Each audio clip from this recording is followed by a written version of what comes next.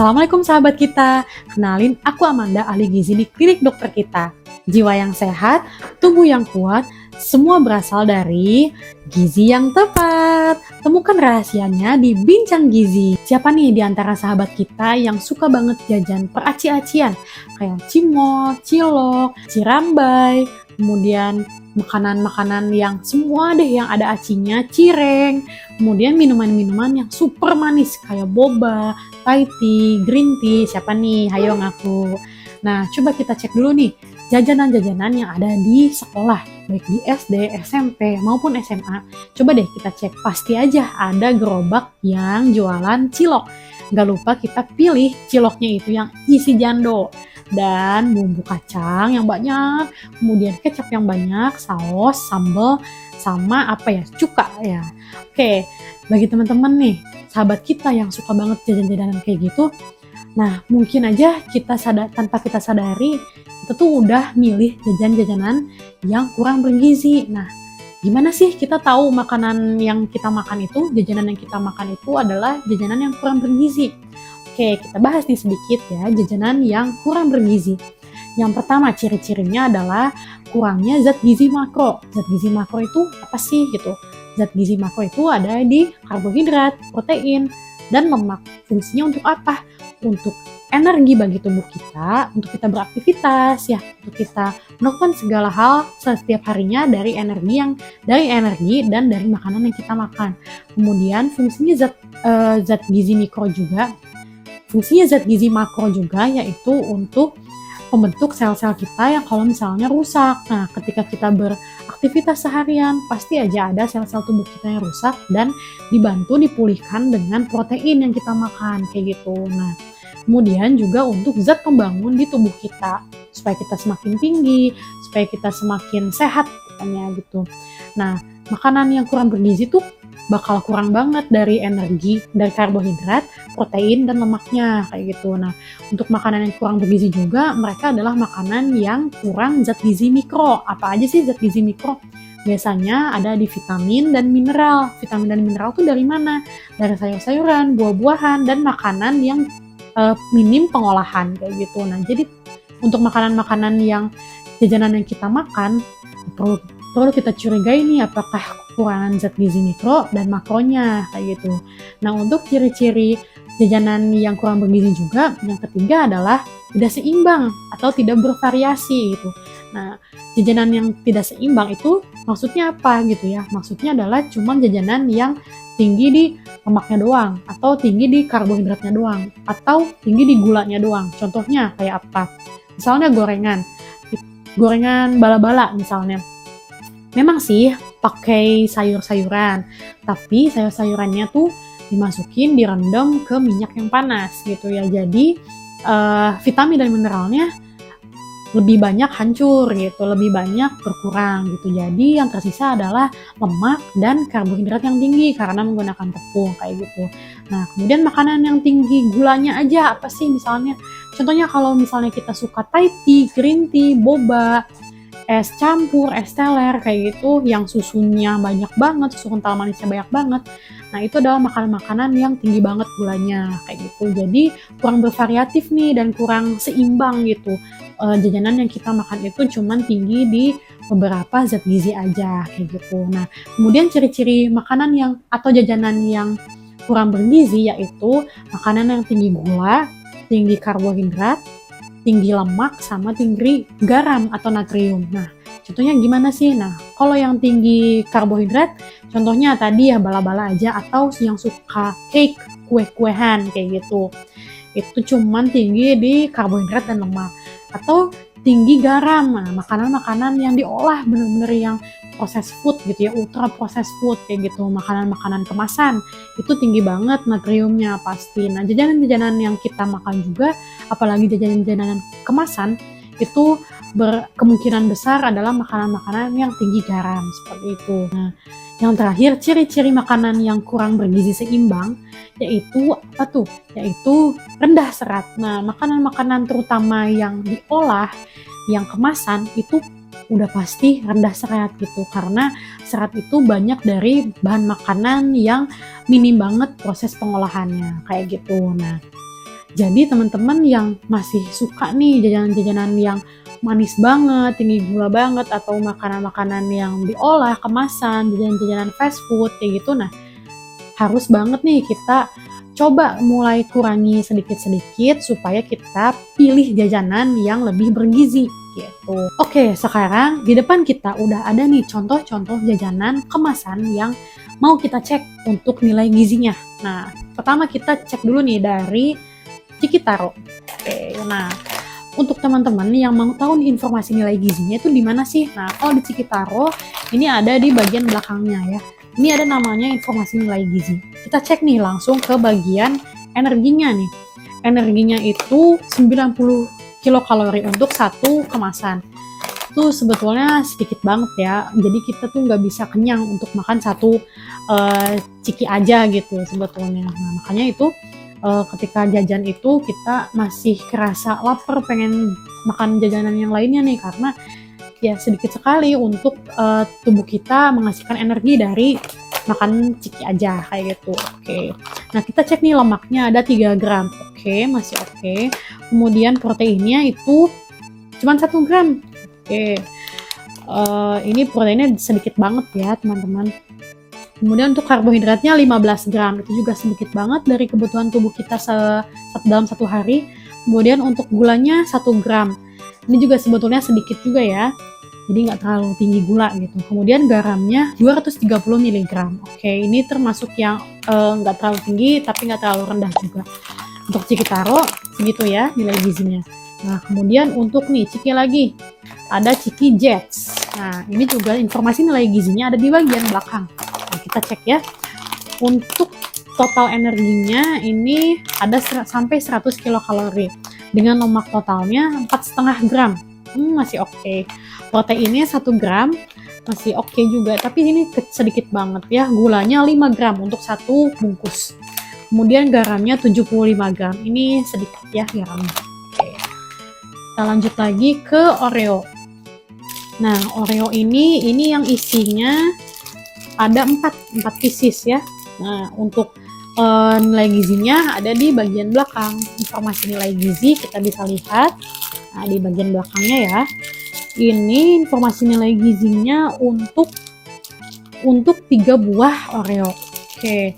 Yang pertama ini kita lihat ya, untuk energi totalnya ada 130 kilokalori untuk 3 pieces. Berarti kalau satu kemasannya 4 pieces bakal lebih ya dari 130 kilokalori. Sebetulnya untuk ukuran snack itu masih wajar di angka 130 ke atas masih wajar. Kemudian lemaknya ada 6 gram untuk 3 pieces ya teman-teman, jangan lupa.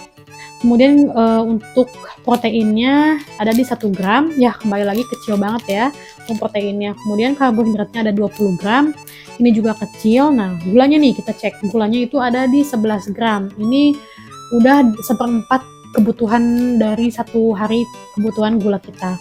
Kemudian garamnya 140 mg. Ini oke sih untuk garamnya. Tuh, jadi ini memang snack yang tinggi di gulanya ya teman-teman. Seperti itu. Nah, coba kita cek lagi di minuman teh pucuk harum. Nah, untuk nilai gizinya ada di bagian belakangnya ya. Ini untuk 240 ml nilai gizinya. Sedangkan ini 250 ml, berarti kurang dari 10 ml lagi ya untuk nilai gizinya.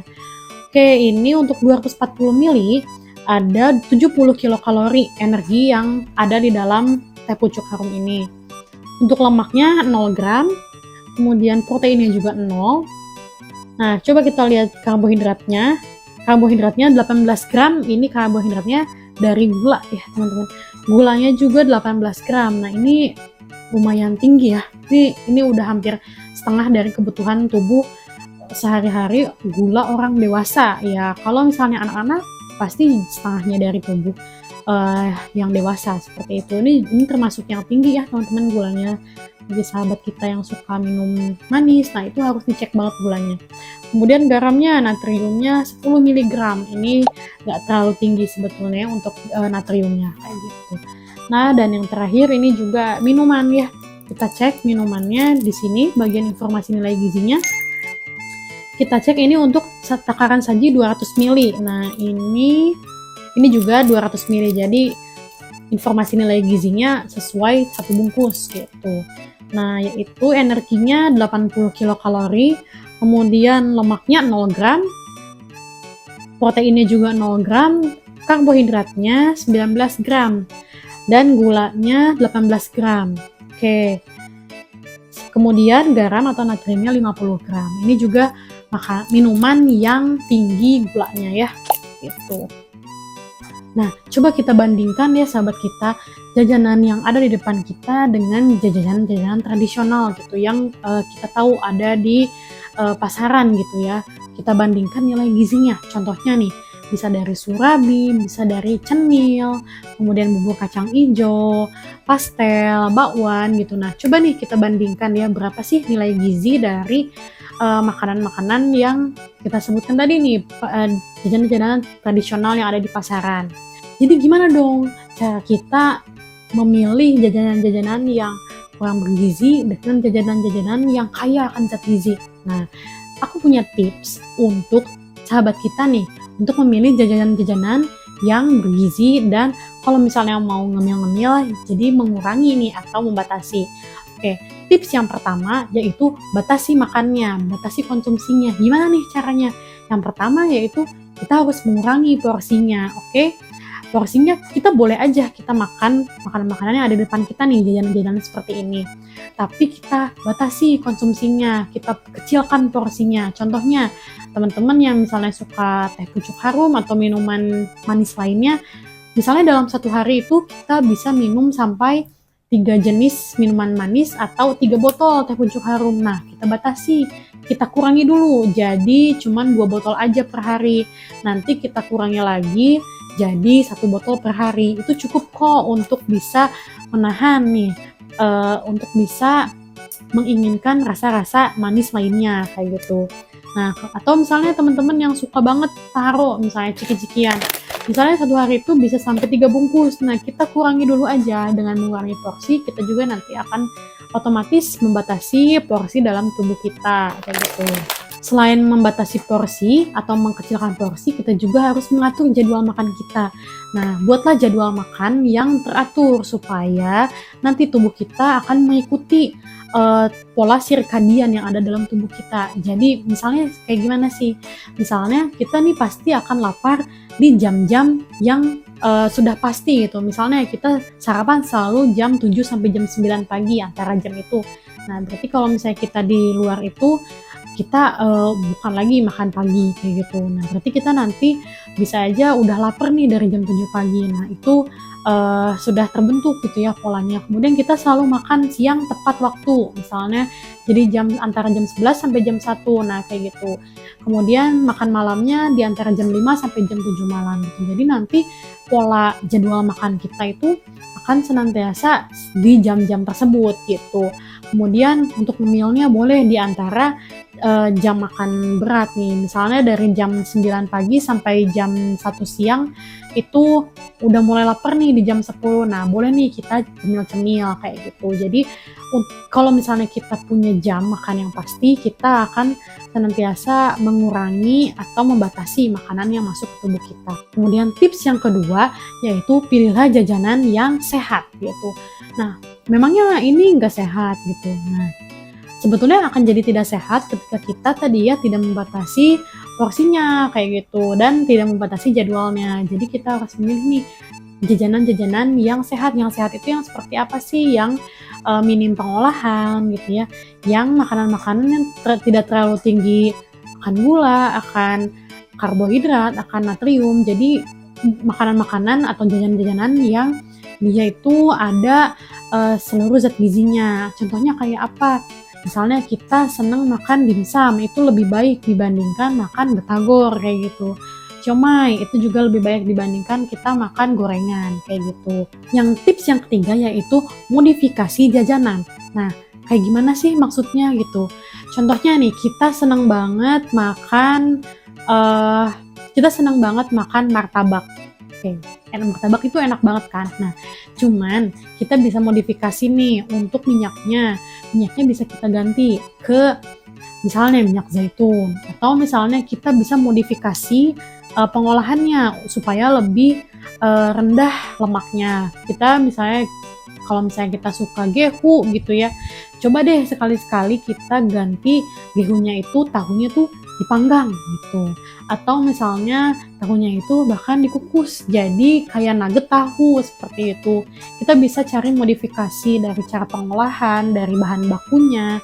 Kita bisa modifikasi ke bentuk-bentuk yang lebih friendly banget untuk perut kita. Tips yang keempat, bawa bekal minum kemanapun kamu pergi, jangan lupa kalian itu harus bawa minum air putih.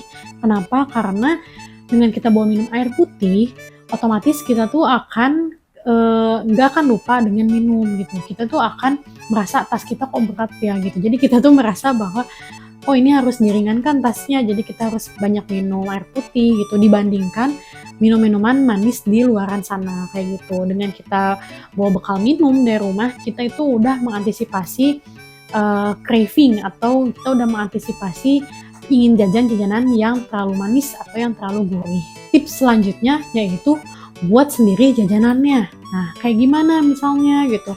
Nah, memang ketika kita membuat sendiri, masak sendiri jajanan atau makanan, kita pasti udah bisa kita pasti lebih bisa menjaga nih makanan kita tuh bakal lebih sehat. Apalagi untuk makanan-makanan yang digoreng, kemudian terlalu manis.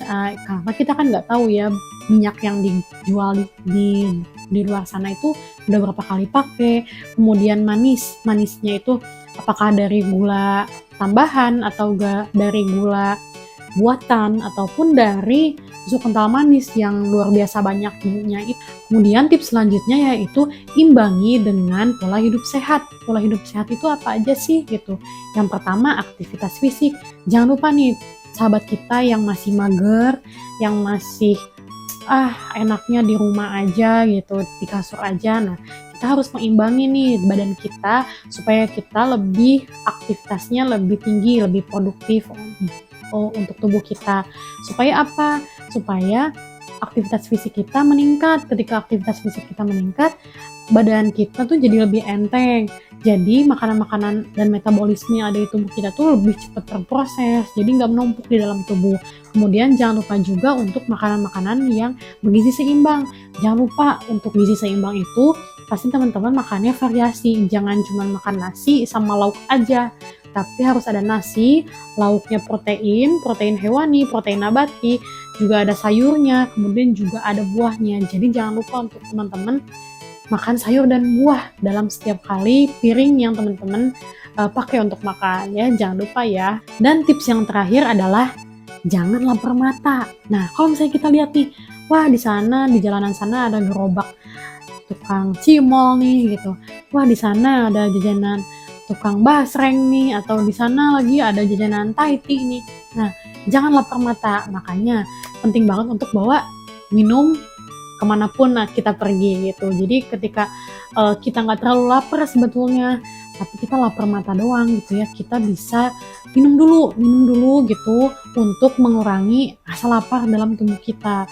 Kita tuh bisa ngecek dulu apakah kita tuh beneran lapar atau enggak sih setelah kita minum air putih gitu. Kalau misalnya laparnya bohongan, itu ketika minum air putih itu kita udah nggak ngerasa lapar gitu. Tapi kalau misalnya kita beneran lapar setelah minum air putih, setelah 5 menit minum air putih, kita baru merasa beneran lapar gitu, seperti itu. Jadi jangan lupa untuk sahabat kita tips-tips untuk memilih jajanan-jajanan sehat dan mengimbangi nih untuk makanan-makanan yang kurang sehat dan yang sehatnya, atau bahkan mengurangi makanan-makanan yang berpengawet, kemudian diolah, tinggi gula, tinggi garam. Jadi jajanan apa aja sih yang sebenarnya bisa kita pilih atau bisa kita buat sendiri yang lebih sehat dibandingkan makanan-makanan yang ada di depan kita. Nah, kita bisa nih teman-teman sahabat kita bisa membuat sendiri atau membeli gitu ya jajanan-jajanannya seperti ini. Contohnya yang gampang banget itu kayak rebus-rebusan, contohnya jagung rebus, ubi rebus, singkong rebus, atau mau dipanggang juga boleh banget gitu ya. Itu jajanan-jajanan yang pertama murah, kedua bergizi banget gitu ya. Yang ketiga minim banget proses pengolahan, jadi zat gizinya itu kemungkinan besar akan tetap ada di bahan makanan tersebut kayak gitu. Nah, kemudian bisa juga nih sahabat kita masak sendiri. Contohnya, sahabat kita bisa nih masak bikin popcorn tanpa mentega, itu juga sehat banget. Kemudian puding susu, puding buah, puding roti, itu jauh lebih bagus tuh daripada kita minum minuman manis seperti ini yang kurang mengenyangkan juga gitu kan. Kemudian bisa juga teman-teman kalau misalnya suka smoothies bowl itu bisa bikin sendiri, frozen yogurt itu juga bisa bikin sendiri. Kemudian jus buah itu juga jauh lebih baik dibandingkan minuman-minuman manis yang ada di depan kita seperti ini. Nah, so akhir kata untuk sahabat kita yang masih craving, masih ingin jajan-jajanan yang tinggi gula, tinggi karbohidrat, tinggi lemak, boleh dong kita sekali-kali batasi diri untuk apa? Untuk tubuh kita yang lebih sehat ke depannya. Nah, segitu aja dari saya. Saya Amanda, ahli gizi dari klinik dokter kita. Segitu aja dari saya pamit undur diri, saya Amanda, ahli gizi di klinik dokter kita. Sampai berjumpa lagi di podcast Bincang Gizi selanjutnya. Dadah!